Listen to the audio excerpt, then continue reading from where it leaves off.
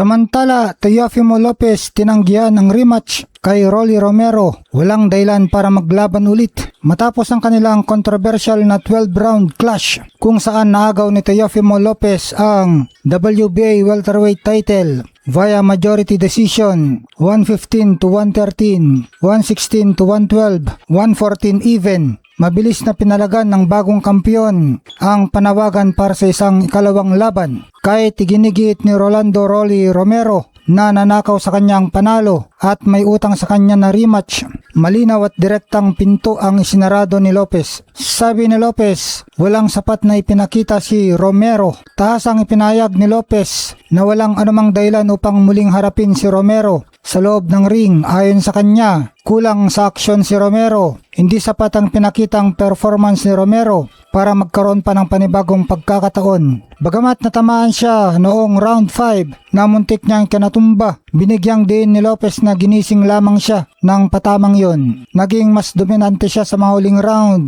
sa pamamagitan ng matitinding body shots na nagpabagal kay Romero.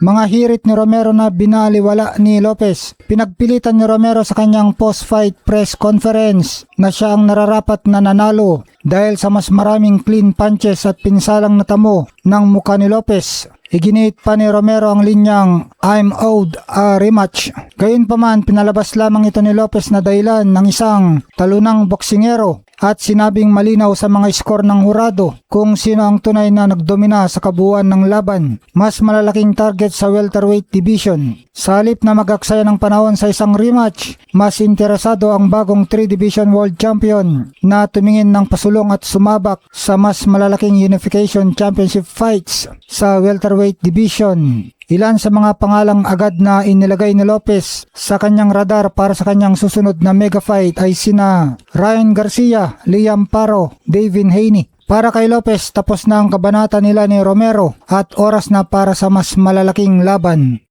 Samantala, Teofimo Lopez tinanggihan ng rematch kay Rolly Romero. Walang dahilan para maglaban ulit matapos ang kanilang controversial na 12-round clash kung saan naagaw ni Teofimo Lopez ang WBA welterweight title via majority decision 115 to 113, 116 to 112, 114 even. Mabilis na pinalagan ng bagong kampiyon ang panawagan para sa isang ikalawang laban kahit iginigit ni Rolando Rolly Romero na nanakaw sa kanyang panalo at may utang sa kanya na rematch.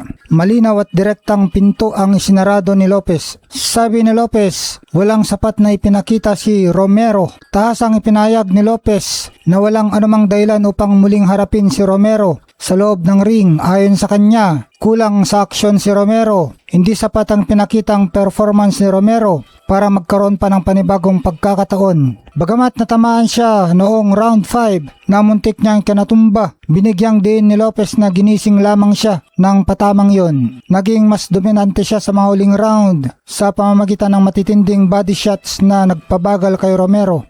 Mga hirit ni Romero na binaliwala ni Lopez. Pinagpilitan ni Romero sa kanyang post-fight press conference na siya ang nararapat na nanalo dahil sa mas maraming clean punches at pinsalang natamo ng muka ni Lopez. Iginit pa ni Romero ang linyang "I'm owed a rematch".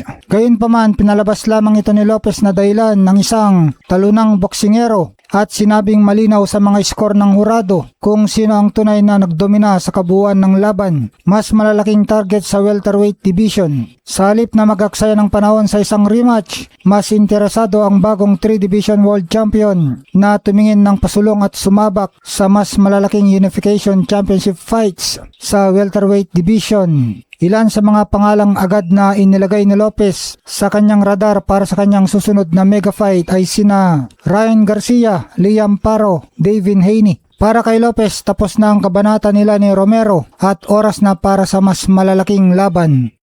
Samantala, Teofimo Lopez tinanggihan ng rematch kay Rolly Romero. Walang dahilan para maglaban ulit matapos ang kanilang controversial na 12-round clash kung saan naagaw ni Teofimo Lopez ang WBA welterweight title via majority decision 115 to 113, 116 to 112, 114 even. Mabilis na pinalagan ng bagong kampiyon ang panawagan para sa isang ikalawang laban kahit iginigit ni Rolando Rolly Romero na nanakaw sa kanyang panalo at may utang sa kanya na rematch. Malinaw at direktang pinto ang isinarado ni Lopez. Sabi ni Lopez, walang sapat na ipinakita si Romero. Taas ang ipinayag ni Lopez na walang anumang dahilan upang muling harapin si Romero sa loob ng ring. Ayon sa kanya, kulang sa aksyon si Romero. Hindi sapat ang pinakitang performance ni Romero para magkaroon pa ng panibagong pagkakataon. Bagamat natamaan siya noong round 5 na muntik niyang kinatumba, binigyang din ni Lopez na ginising lamang siya ng patamang yon. Naging mas dominante siya sa mga huling round sa pamamagitan ng matitinding body shots na nagpabagal kay Romero.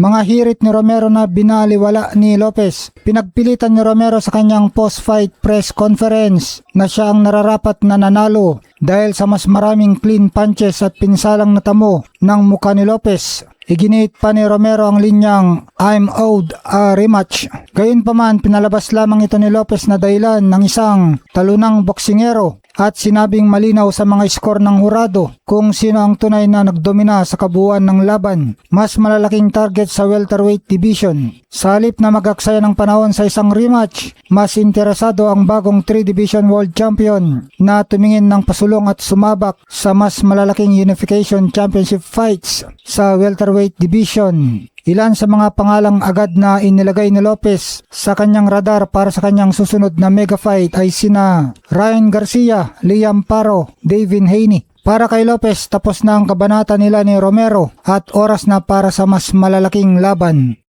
Samantala, Teofimo Lopez tinanggihan ang rematch kay Rolly Romero. Walang dahilan para maglaban ulit matapos ang kanilang controversial na 12-round clash kung saan naagaw ni Teofimo Lopez ang WBA welterweight title via majority decision 115 to 113, 116 to 112, 114 even. Mabilis na pinalagan ng bagong kampiyon ang panawagan para sa isang ikalawang laban. Kahit iginigit ni Rolando "Rolly" Romero na nanakaw sa kanyang panalo at may utang sa kanya na rematch, malinaw at direktang pinto ang isinarado ni Lopez. Sabi ni Lopez, walang sapat na ipinakita si Romero. Taas ang ipinayag ni Lopez na walang anumang dahilan upang muling harapin si Romero sa loob ng ring. Ayon sa kanya, kulang sa aksyon si Romero. Hindi sapat ang pinakitang performance ni Romero para magkaroon pa ng panibagong pagkakataon. Bagamat natamaan siya noong round 5 na muntik niyang kinatumba, binigyang din ni Lopez na ginising lamang siya ng patamang yon. Naging mas dominante siya sa mga huling round sa pamamagitan ng matitinding body shots na nagpabagal kay Romero. Mga hirit ni Romero na binaliwala ni Lopez. Pinagpilitan ni Romero sa kanyang post-fight press conference na siya ang nararapat na nanalo dahil sa mas maraming clean punches at pinsalang natamo ng muka ni Lopez. Iginit pa ni Romero ang linyang "I'm owed a rematch". Gayunpaman,